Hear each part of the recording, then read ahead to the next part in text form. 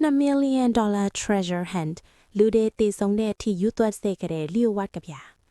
2010ခုနှစ်မှာအသက်80ရှိပြီဖြစ်တဲ့အနုပညာပစ္စည်းရောင်းဝယ်ရေးတထေကြီး Forrest Fenn ဟာသူ့မှာကုသမရတော့တဲ့ကင်ဆာရောဂါရှိနေပြီဆိုတာသိလိုက်တဲ့အချိန်မှာ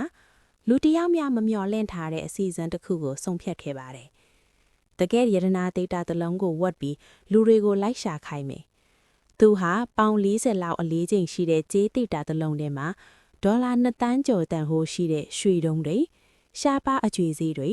ပတ္တမြားတွေရှေးဟောင်းပစ္စည်းတွေထည့်ပြီး Rocky Mountains တောင်တန်းကြီးတွေကိုတယောက်တည်းသွားဝတ်ခဲ့ပါတယ်။ဒါပေမဲ့ရတနာကိုလွယ်လွယ်နဲ့မရနိုင်ပါဘူး။သူကခလူးအဖြစ်စာကြောင်း24ကြောင်းပါတဲ့လျှို့ဝှက်ကဗျာတစ်ပုဒ်ကိုထုတ်ပေးခဲ့ပါတယ်။ဒီကဗျာထဲမှာရတနာရှိတဲ့နေရာကိုညွှန်ပြတဲ့သဲလွန်စာ9ခုပါဝင်နေတယ်လို့သူကပြောခဲ့ပါတယ်။ဒီသတင်းထွက်လာတာနဲ့တပြိုင်နက်တကဘာလုံးမှာရတနာရှာဖွေသူတွေယူသွက်သွားပါတယ်။နောက်10နှစ်အတွင်းမှာ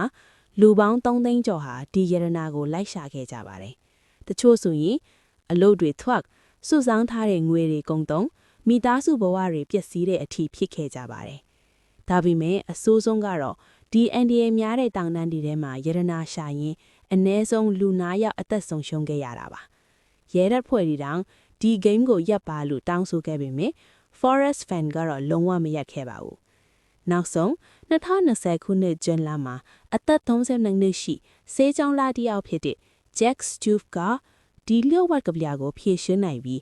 Wyoming ရဲ့တောနက်ထဲမှာဝှက်ထားတဲ့ရတနာသိတာကိုအောင်မြင်စွာရှာတွေ့သွားခဲ့ပါတယ်။ထူးခြားတာကတော့ရတနာကိုရှာတွေ့ပြီး2လအကြာမှာပဲ Forrest Fenn ဟာအသက်90ရွယ်နဲ့ကွယ်လွန်သွားခဲ့ပါတယ်။ဒါပေမဲ့သူ့ဖန်တီးခဲ့တဲ့ဆယ်စုနှစ်တစ်ခုကြာလူတွေကိုယူသွက်စေခဲ့တဲ့ရတနာရှာဖွေရေးဂိမ်းရဲ့အဆုံးကိုတော့သူကိုယ်တိုင်မြင်တွေ့သွားနိုင်ခဲ့ပါတယ်။မင်းဆိုရင်ဒီလိုအန်ဒီရဲ့များတဲ့ treasure hunt ကိုဝင်လွတ်ရှာမလားဒါမှမဟုတ်$2 သန်းကိုလက်လွတ်ခံမလား comment မှာပြောခဲ့ပါအားလုံးကိုကျေးဇူးတင်